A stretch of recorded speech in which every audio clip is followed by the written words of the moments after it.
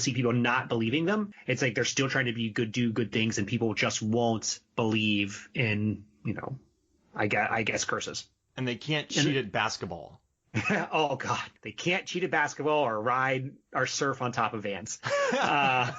The other element, and I think this is part of most of the classic horror stories, is that there needs to be a good, strong love story, because you end up having a connection between the werewolf and then the love interest. So you're always worried about the love interest, because you don't want the person who's a werewolf, you can't control what they're doing, to kill the love interest. Like in American Werewolf in London at the end. Yeah, Well, she doesn't die, but that threat's there and the thing gets killed. Yeah, and that's what's sort of in this film. What I was struggling with is, I think the idea of Benicio del Toro having a relationship with Emily Blunt's character is pretty cool. It's a weird relationship, first off, but I understand why it's there. But I wanted to see more chemistry between them. Yeah, because more time. Because it felt really rushed. Because you're like, oh wait, now they're in love. Like what happened here? Because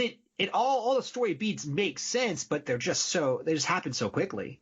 And at the end, I guess in the director's cut in this, when they finally do kiss, you're kind of thinking to yourself, why? No, like, you didn't need that. Like I think what could have worked here is there's a scene where he tells her, like, listen, you are unbelievable, and my brother was killed because he wanted to leave with you, and Hopkins went off the rails and killed his son to keep you here, and he likes her. And I think the whole thing is they both have this affection for each other. Maybe her helping him clean up or helping him heal, that kind of stuff. And they have this thing that's never, they can never consummate it. And so you have this thing where these two people have this connection, but the biggest loss is that they're never able to get together. Does that make sense? That does make sense. That would make it more interesting. And, they have the kiss, whatever. But it would have been neat if he's just like, man, she's incredible, but I'm a werewolf. And then it just, I don't know. I think that's where this movie maybe could have worked, as opposed to delivering a full-blown love story. Mm-hmm. Yeah. Yeah. But I guess they don't really have, this is wild, man. The director's cut is 2 hours. I watched every minute of that. I keep thinking, where did the time go? This movie does not drag. Never once did I look at my watch. So I have an episode coming up. There's a movie that was 90 minutes, and I swear to you, I was looking at my watch every 10 minutes, just going, where?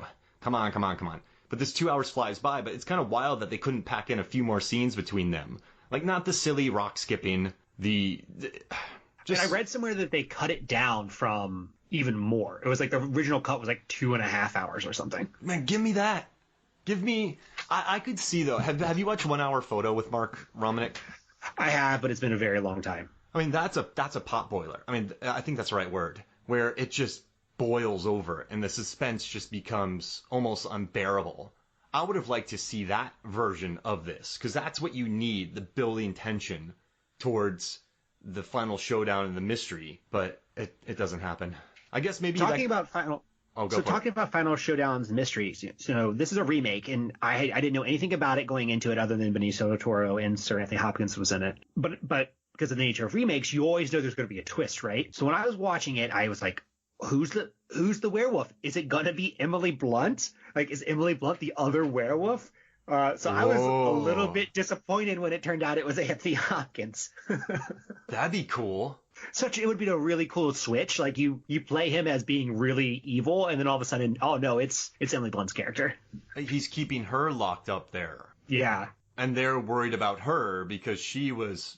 Oh, that'd be neat. I'd be down for some Emily Blunt werewolf stuff. That'd be fun. Yeah. And speaking of Emily Blunt, this is just an overall statement of her as an actor. I don't know when I became knew of Emily Blunt. Like, it feels like she just like one day popped into my head and she was a full person. You know what I mean? It's just like, oh yeah, she's famous. And it didn't happen it just happened overnight. I was like, I've never seen any of these movies. And then all of a sudden she's famous. The Devil Wears Prada. That's what blew her up. I've seen it. Oh yeah, she's in that. So it's the main characters are Streep, Hathaway, but she is the assistant to Streep, and she's just super sassy and just a cool character who kind of eventually becomes friendly with Hathaway. You know what's interesting? Have you ever watched a film and you see an actor for the first time, you're like, that person's really good? Does that make sense? Yeah, I've done that. That's kind of how I felt about watching her in that Devil Wears Prada.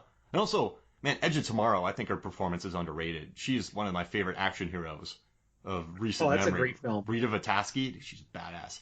And she doesn't act like a badass. She's not doing the Adrian Brody and Predators, we're tough, I got a deep voice.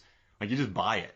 And she's a good actor. I mean, I think you hit on something that I'm really excited to talk about when we cover The Mummy, which how I got there was Emily Blunt was in Edge of Tomorrow with Tom Cruise. Tom Cruise is in The Mummy. We're going to cover The Mummy because we're going through all of the Universal remakes. It's a game that we're going to play, Mark.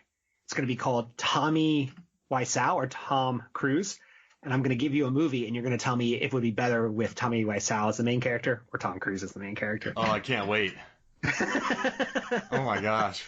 I've been waiting to do that one for a long time with you, so hopefully that one soon. Oh, that sounds good. Hey, so how about this? Let's take a quick break, and then when we come back, we'll finish talking about this movie. We have a fun draft, and I think you have some questions for me, right? So we'll cover all that? I do, yeah. All right, cool. Yep. All right, so we'll be right back. Welcome back to Movies, Films, and Flicks. And I just got to say, David Cross is the co-host of an excellent podcast called the Award Wieners Movie Review Podcast. So what they do is they cover an Academy Award-winning movie, which is a lot of fun, and then they come up with a neat hot dog recipe for it. We recently did an episode where we drafted our favorite Fast and Furious characters, and David made a Fast and Furious dog that was absolutely amazing. So if you want to listen to some cool stuff, follow him. Look for Award Wieners on Instagram.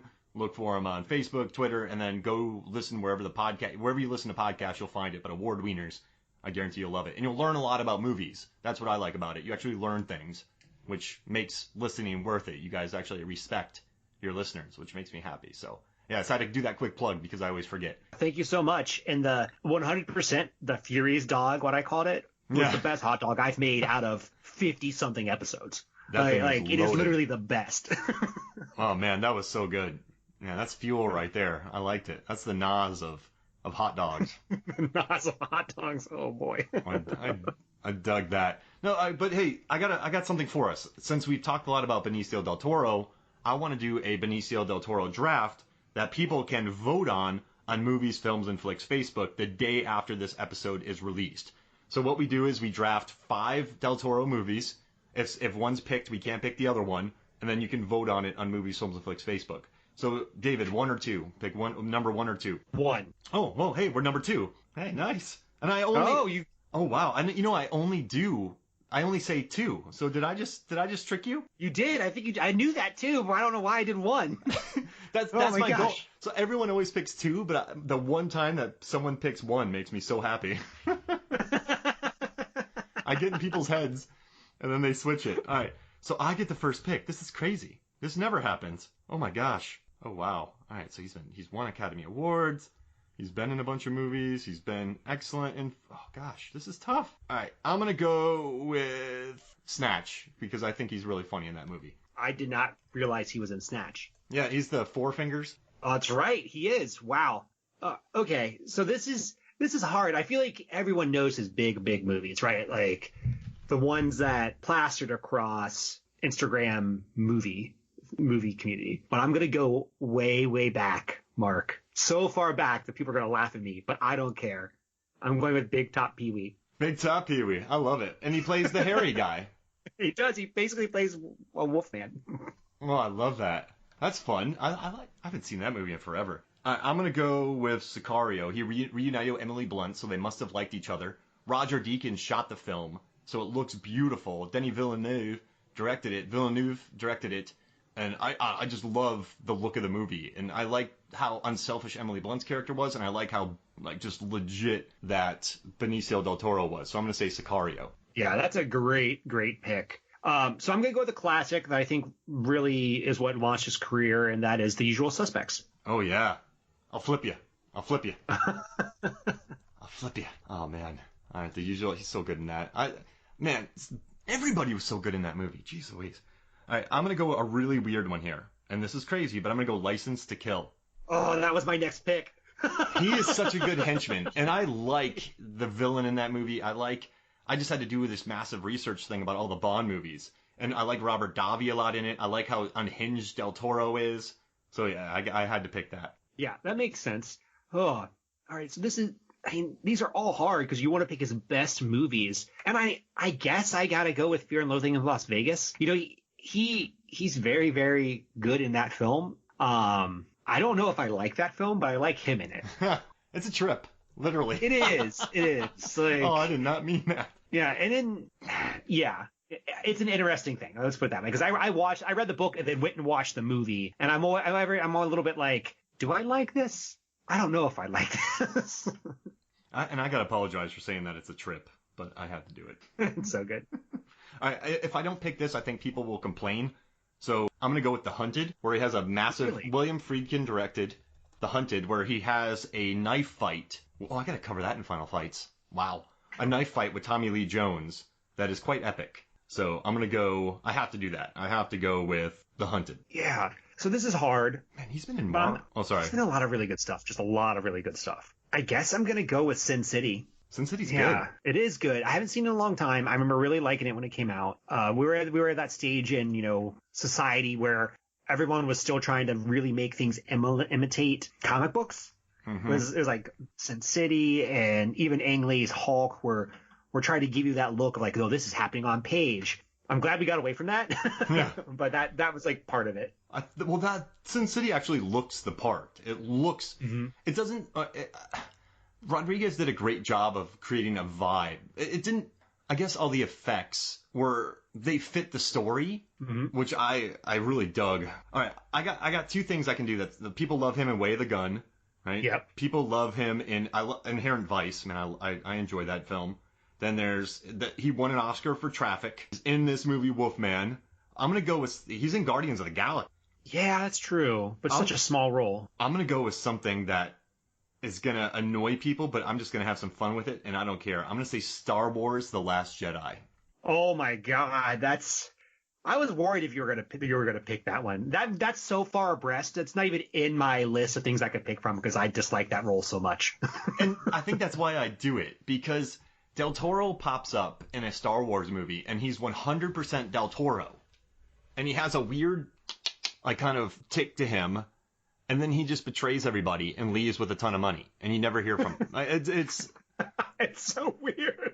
So weird. It's insane, and I love that a $1 billion grossing film has Benicio del Toro being Benicio del Toro.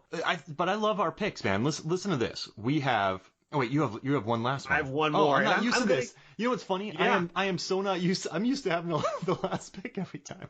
All right, what do you got? All right, so the big thing is either Traffic or The Way of the Gun. And I'm going to be frank with you, Mark.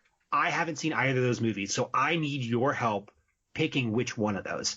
So it's like The Way of the Gun everyone loves, but Traffic is the one he won the Academy Award for. He is – I remember when I saw Traffic in theaters. I'm telling you, I thought to myself, Toro's going to win an Oscar. And this is one of my rare premonitions that I have. I mean, he is such a soulful performance.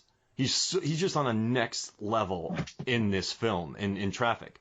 Way of the Gun is the classic 2001 cult classic that's quite vulgar. It's stylish. It's kind of Tarantino-esque, but not Tarantino-esque. But it's a cult classic that whenever people see, they vote for it.